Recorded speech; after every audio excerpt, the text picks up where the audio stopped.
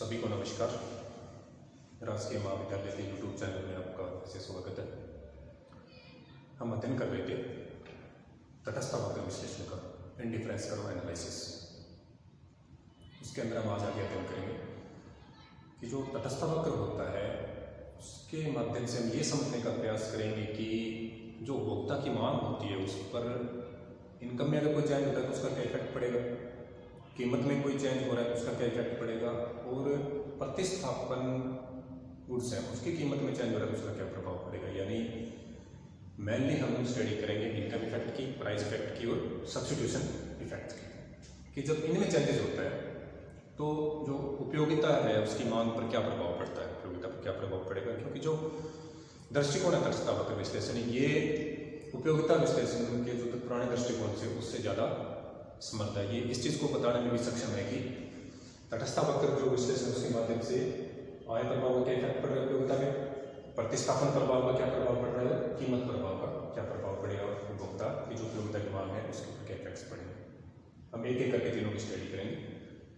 पहला हम देखते हैं कि जो आपका आय प्रभाव किसको बोला जाता है, इनकम इफेक्ट।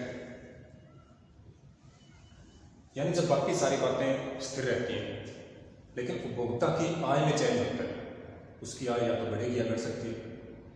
तो आय में चेंज होने के कारण वो एक नए संतुलन बिंदु पे चला जाएगा। जैसे आय बढ़ रही है या कम हो रही है तो कोई ना कोई नया संतुलन होगा।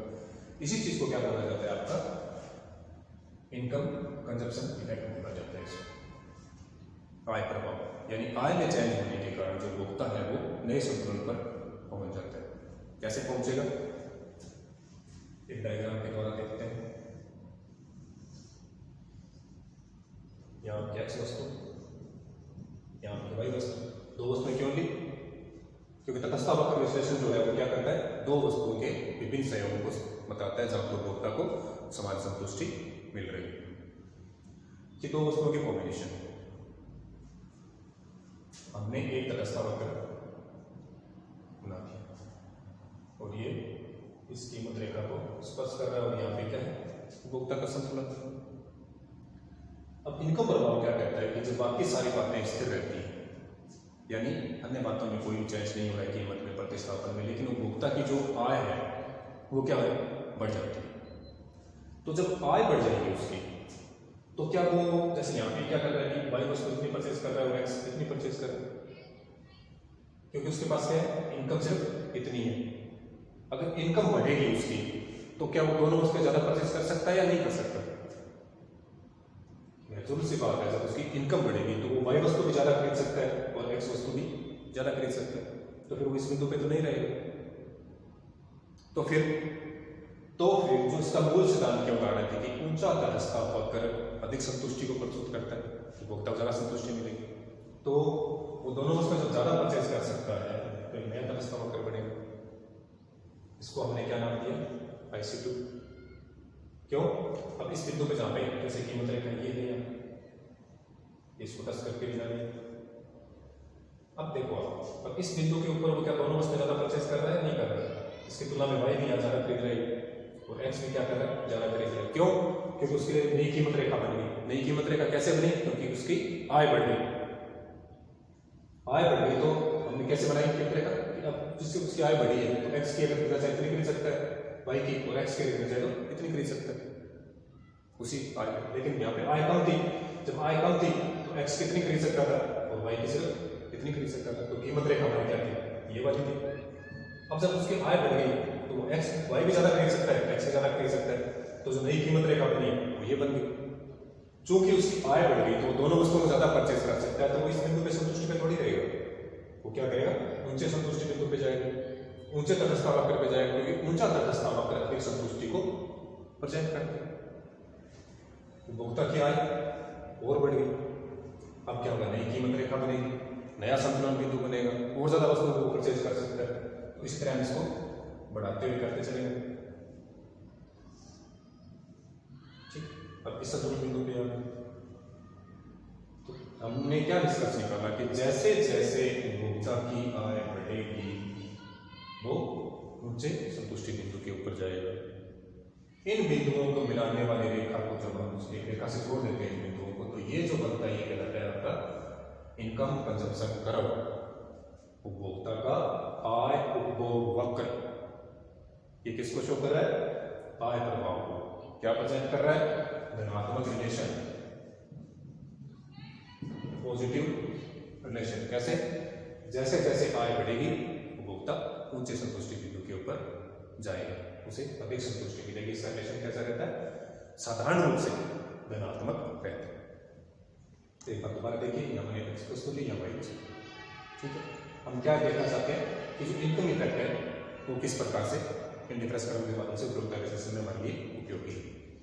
हमने सबसे पहले ये इंडिफरेंस कर्व लिया, ये कीमत रेखा को स्पर्श करता हुआ संतुलन बिंदु लिया। अन्य बातें सारे सवाल रहती है, ना इसका प्राइस चेंज हो रहा है, ना भाई उसका प्राइस चेंज हो रहा है। किसमें चेंज हुआ? सिर्फ आय में चेंज हुआ। आय में चेंज होने के कारण उपभोक्ता नए इंडिफरेंस कर्व के ऊपर जाएगा, नई कीमत रेखा बनेगी। इस तरीके से फिर आय बढ़ी, नया इंडिफरेंस कर्व, फिर और आय बढ़ गई, नया इंडिफरेंस कर्व, नई कीमत रेखा। इनकम जैसे जैसे कम हुई नीचे की तरफ आता जाएगा। इन विभिन्न बिंदुओं को मिलाने वाली रेखा से द्वारा हम इसको जोड़ देते हैं इन बिंदुओं को, तो ये जो बनता है आपका क्या कहलाता है? Income consumption curve. साधारण रूप से क्या कहलाता है? धनात्मक रिलेशन दिखाता है। हमेशा नहीं, साधारण रूप से धनात्मक रिलेशन होता है। हमेशा क्यों नहीं हो सकता? हमेशा इसलिए नहीं हो सकता कि ये डिपेंड करता है कि उस वस्तु की नेचर कैसी है, जिस वस्तु के संबंध में आप अध्ययन करते हैं। हो सकता है दोनों वस्तुएं श्रेष्ठ हो सकता है एक वस्तु श्रेष्ठ एक मध्यम हो सकता है एक वस्तु श्रेष्ठ और एक घटिया किस्म की हो। तो उन पे ये क्या बनेगा कि अगर मैं आपसे बात करूँ क्या आईसीसी वक्र हमेशा ऐसा ही बनेगा? अभी हमने देखा तो उसमें यही ऐसा ही बन रहा, लेकिन ऑलवेज नहीं। क्यों नहीं? डिपेंड करेगा एक्स और वाई की नेचर कैसे। अब यहां देखो ये ऐसे बना है, तो इसमें देखो जैसे जैसे आपकी आय बढ़ रही है, इस बिंदु पे आप एक और एक परचेज कर रहे थे, जैसे आय बढ़ी आपने क्या किया? 2 2, फिर आय बढ़ी तो आपने क्या किया? 3 3। क्या? वाई की भी 3 गुण, एक्स की भी 3 गुण। यानी जैसे जैसे आपकी आय बढ़ रही है आप क्या कर रहे हैं? दोनों वस्तुओं का उपभोग बढ़ा रहे हैं, यानी दोनों ही वस्तुएं क्या है आपकी? श्रेष्ठ या अच्छी गुण से। अब जैसे एक वस्तु आपकी घटिया हुई तो क्या ऐसे बनेगा? फिर आप क्या करोगे? जैसे आपकी आय बढ़ेगी तो आप घटिया वस्तु का उपभोग करना ज्यादा करेंगे या कम करेंगे? कम करेंगे। जैसे मैंने ये बना दिया ऐसे, बताओ आप तो कहते हो ऐसे बनते। अब इसमें आप क्या करेंगे कि मान लो इनकम बढ़ी, तो यहाँ आप क्या कर रहे हो? वाई तो एक से आपने कितनी स्टार्ट कर दी? सपोज यहाँ 2 लेंगे, यहाँ पे आपने 1 स्टार्ट कर दिया और इसको 1 से 2 कर रहे हो। यानी एक्स वस्तु तो क्या है आपकी? श्रेष्ठ, और वाई आपकी क्या है? मध्यम या घटिया किस्म। तो वक्र कैसा बन जाएगा? ऐसा बन जाएगा।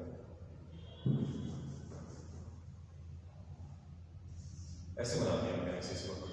अब बताओ क्या इसके अंदर देखो, इस बिंदु के आप दोनों चीजें क्या परचेज कर रहे हो? एक। अब आपकी इनकम बढ़ी, एक्स की फिर 1 कर रहे हो, वाई की 2 कर दी, और इनकम बढ़ी, वाई की 3 कर दी, एक्स के लिए 1 कर दी। अब यहाँ पे क्या कौन सी गुण श्रेष्ठ हुई? वाई गुण, ये क्या होगी? श्रेष्ठ। और ये आप सामान्य या मध्यम कह सकते हो, जिसको ना बढ़ा के ना घटा। अब सपोज दैट आपने ऐसे कर दिया, दोबारा देखिए, आपने ऐसे बना दिया एक्स वस्तु वाई वस्तु। यहाँ से स्टार्ट करते हैं, दोनों वस्तुएं एक एक कर रहे हैं। यहाँ पर क्या किया आपने? ये 2 कर रहे थे। अब इस जैसे आप क्या करिए, इसको आपने 2 कर दिया, इसको 1 कर दिया। अब देखो इसके साथ बढ़ा रहे हो, इसको क्या कर रहे हो? कम कर रहे हो। तो यहाँ वाई वस्तु क्या है? श्रेष्ठ, जबकि एक्स वस्तु क्या है आपकी? घटिया। क्यों? क्योंकि जैसे ही हमारी इनकम बढ़ती है, विभिन्न गुड्स या घटिया वस्तुओं का उपभोग करना हम क्या कर देते हैं? कम कर देते हैं। तो ये था आपका आईसीसी वक्र है, वस्तुओं के हिसाब से कैसे चलेगा। सामान्य रूप से आईसीसी वक्र कैसा होगा आपका?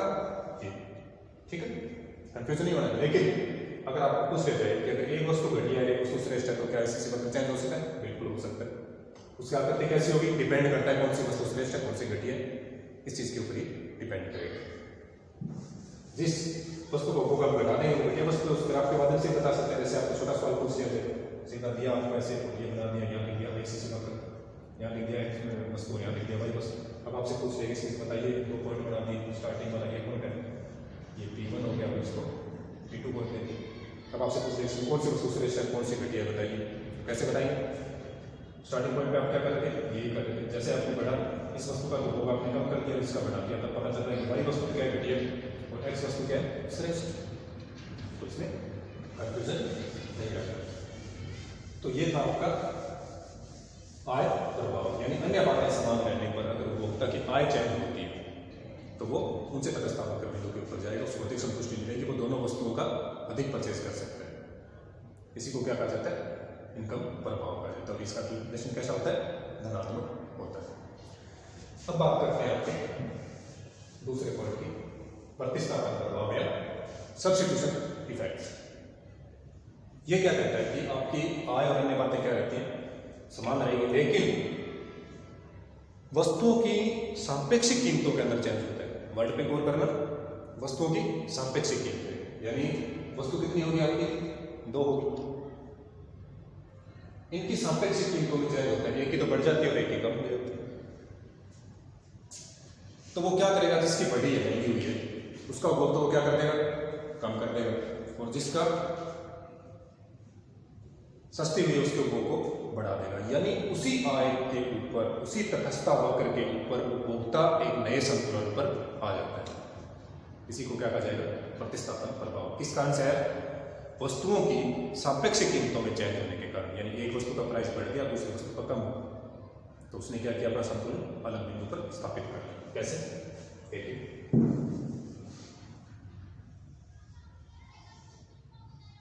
एक्स वस्तु वाई वस्तु हमने बनाए तटस्थ वक्र, ये हमारी कीमत रेखा इसको स्पर्श करती हुई जा रही है, और यहाँ पे हमने दिखाया उपभोक्ता का संतुलन इस बिंदु के ऊपर है। यहाँ क्या कर रहा है, इतनी वस्तुओं का उपभोग कर रहा है, लेकिन क्या हुआ, प्रतिस्थापन प्रभाव क्या कहता है कि वाई वस्तु की कीमत तो क्या हुई, बढ़ गई, और एक्स वस्तु की कीमत क्या हो गई, कम हो गई। अब वो क्या करेगा, वाई वस्तु का उपभोग तो कम करेगा और एक्स वस्तु के उपभोग को बढ़ाएगा, क्योंकि अब उसी रेट के अंदर वो तो परचेज नहीं कर पाएगा। तो वो एक नए संतुलन बिंदु के ऊपर आता है और उसी वक्र के ऊपर ये यहाँ से स्पर्श करता हुआ जाता है, ठीक। और इस बिंदु के ऊपर ये था एन बिंदु, ये एन बिंदु। अब इस बिंदु के ऊपर आप देखना कि ये वाई की क्या कर रहा है, उपभोग को कम कर रहा है, और एक्स तो पहले कर रहा था, उसे एक्स का उपभोग इसने क्या कर दिया, बढ़ा दिया। जैसे ही वाई वस्तु की कीमत बढ़ी और एक्स की कम हुई, पहले वाले बिंदु पे क्या कर रहा था, वाई यहाँ पर उपभोग कर रहा था, अब उसने कम कर दिया, तो एक्स पहले इतनी उपभोग कर रहा था, अब एक्स को ज्यादा कर दिया।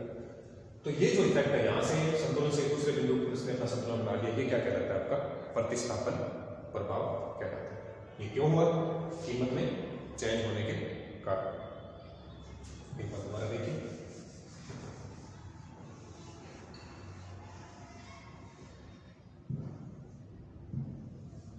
आपके पास एक्स वस्तु वाई वस्तु, हुआ क्या, आपका वाई की प्राइसेस बढ़ रही है, एक्स की कम हो रही है। स्टार्टिंग हमने ली एक बिंदु के ऊपर वो संतुलन में, और दोनों वस्तुओं को क्या कर रहे हैं, वो उपभोग कर रहे हैं। अब वाई की कीमत क्या हो जाती है, बढ़ जाती है, तो वाई की कीमत बढ़ेगी तो उसी आय के अंदर वो क्या करेगा, परचेज नहीं कर पाएगा, तो वाई को तो वो क्या करेगा, कम करेगा। और एक्स को क्यों बढ़ाएगा, क्योंकि एक्स की कीमत क्या हो रही है, कम हो रही है। तो उसने क्या किया, अपनी एक नई कीमत रेखा बना दी, इस बिंदु को स्पर्श करके। अब एक इस बिंदु पे आ गया, इस बिंदु पहले कहाँ पे था, एन बिंदु पे, अब कहाँ पे, एन बिंदु पे। अब इस पे अगर हम देखना चाहेंगे तो वाई को उसने क्या कर दिया, कम, और एक्स को इतना बढ़ा दिया। उसी तटस्थापन के ऊपर वो नए संतुलन बिंदु पे आ गया, और ये क्या कहलाएगा, आपका प्रतिस्थापन प्रभाव कहलाता है। समझने वाली चीज क्या है, आप क्या गौर कर रहे हैं, उसी तटस्थापन के ऊपर ये चेंज हो रहा है, दोनों वस्तुओं की सापेक्षिक कीमतों के अंदर चेंज हो रहा है। एक वस्तु की कीमत बढ़ रही है जबकि दूसरी की कम हो रही है। इस वस्तु की कीमत बढ़ी, उसके प्रतिस्थापन प्रभाव किसमें पड़ा, दूसरी वस्तु इसकी कम हुई, उसको अधिक परचेस करेगा, उसको कम कर देगा, उसी आय के अंदर वो क्या कर रहा है, एक चीज गौर कीजिए, आय प्रभाव हमने जो देखा था उसमें क्या था, वो नए तटस्थापन पे जा रहा था। क्यों, क्योंकि उसकी आय बढ़ रही थी, वो दोनों वस्तुओं को बढ़ा सकता है। यहाँ पे उसकी आय फिक्स है, तो अगर दूसरी वस्तु को बढ़ाना है तो उसको एक वस्तु को कम करना ही पड़ेगा, तभी तो परचेज कर पाएगा। यानी आपकी आय फिक्स 100 रुपये है, तो उसमें परचेज कर रहे हैं, पहले जितनी परचेज कर रहे थे उनकी अगर एक की कीमत बढ़ गई या कम हो गई तो आपको अगर किसी को बढ़ाना है या घटाना है तो आप क्या करोगे? आय तो आपकी फिक्स है, तो एक वस्तु को आपको घटाना पड़ेगा तो आप दूसरी बढ़ा सकते हैं। ये क्या कहलाता है? आपका प्रतिस्थापन प्रभाव। इसमें भोक्ता उसी प्रतिस्थापक के ऊपर नए संतुलन बिंदु के ऊपर आता है, और नया संतुलन बिंदु इस तरह बनता है, जो वस्तु सस्ती हो रही है उसकी कोई इकाइयां ज्यादा परचेज करेगा और जिसका महंगा हो रहा है उसकी कम परचेज करेगा। इसको कहा जाता है आपका प्रतिस्थापन प्रभाव। अब आता है आपका कीमत प्रभाव या प्राइस इफेक्ट। ये क्या कहता है कि जो काफी सारी चीजें आपकी आय हुई रहेगी, प्रतिस्थापन को ज्यादा चेंज नहीं हो रहे, अन्य चीजों का प्रभाव नहीं पड़ेगा। क्या होगा? सिर्फ जो एक वस्तु होती है उसकी कीमत में चेंज होता है। ध्यान रखना, प्रतिस्थापन प्रभाव में सापेक्षिक कीमतों के अंदर चेंज हुआ था दोनों वस्तुओं की, एक महंगी हुई दूसरी सस्ती हुई। इसके अंदर क्या इफेक्ट देखा जाता है कि अन्य बातें समान रहती है, आय स्थिर रहती है, लेकिन एक वस्तु की कीमत में चेंज होता है। तो इसका इफेक्ट कैसे आएगा? देखिए, एक्स वस्तु वाई वस्तु, ठीक, आय आपकी फिक्स है, लेकिन एक वस्तु की कीमत क्या हो रही है आपकी? जैसे हमने माना एक्स वस्तु की कीमत आपकी क्या हो रही है? कम। तो ये था आपका स्टार्टिंग पॉइंट और ये थे ये आपकी कीमत रेखा और यहाँ आप संतुलन में थे, ठीक। अब इसकी कीमत तो क्या है? फिक्स है। इस वस्तु के ऊपर आप जो परचेज कर रहे हैं, एक दिन वाई परचेज कर रहे हैं, एक्स परचेज कर रहे हैं। वाई वस्तु की कीमत स्थिर है, लेकिन एक्स वस्तु आपकी सस्ती हो जाती है। अब जब वस्तु सस्ती होगी तो एक इनडायरेक्ट इफेक्ट आपका क्या पड़ा कि आपकी इनकम बढ़ रही है। कैसे? 100 रुपए में इन दोनों की जो प्राइस है उसमें आप यही क्वांटिटी परचेज कर रहे थे, अब इनकम तो आपकी 100 रुपए है, लेकिन ये सस्ती होगी तब ये ज्यादा खरीद सकते हैं, नहीं खरीद सकते, तो आप इसको क्या करोगे? बढ़ाओगे। तो जब इसको आपको कम करने की आवश्यकता पड़ी क्या? इसको तो नहीं पड़ी ना कम करने की आवश्यकता, तो एक तरह से आपकी इनकम बढ़ जाती है, तो आप उसकी ज्यादा परचेज कर पाओगे, आप उनसे तटस्थता करते जाओगे। और ये रेखाएं इसको स्पर्श करते हुए इसमें मिलेंगे, और ये जैसे इस पॉइंट के ऊपर IC3 को स्पर्श कर रहे हैं, ये थोड़ा सीधा है, इसको ऐसे माना। अब देखो, वाई अपने एक्सिस रख रहे हैं और एक्स में अपने क्या कर रहे हैं? चेंजेस कर रहे हैं, क्योंकि उसकी कीमत उतनी है, वाई में चेंज हुआ नहीं है, किसमें चेंज हो रहा है? एक्स में। अब इन बिंदुओं को मिलाने वाली जो रेखा होती है उसको अगर आप स्पर्श करवाते हैं तो ये आपका जो वक्र बनता है, ये कहलाता है प्राइस कंजप्शन इफेक्ट। यानी आपका क्या हो रहा है? एक वस्तु की कीमत वही है, दूसरी वस्तु सस्ती हो रही है। जब दूसरी वस्तु सस्ती होती है तो आप उस वस्तु का उपभोग क्या करते हैं? ज्यादा करना स्टार्ट करते हैं, और वही वस्तु आप क्या करते हैं? उतनी ही परचेज करते हैं। लेकिन दूसरी वस्तु सस्ती होगी, उसको आपने बढ़ा दिया तो आपके लिए क्या बन जाता है? नया तटस्थ वक्र बन जाता है उसी की। एक तरह से ये इनकम को बढ़ा देता है, तो आप ऊंचे तटस्थ वक्र में जाते हैं। वाई वस्तु आप उतनी परचेज करेंगे, एक्स वस्तु को आप क्या करेंगे? बढ़ाएंगे। तो ये कहलाता है आपका कीमत प्रभाव। एक तरीके से ये आय प्रभाव और प्रतिस्थापन प्रभाव दोनों का मिक्स होता है। कैसे? एक वस्तु की कीमत कम हुई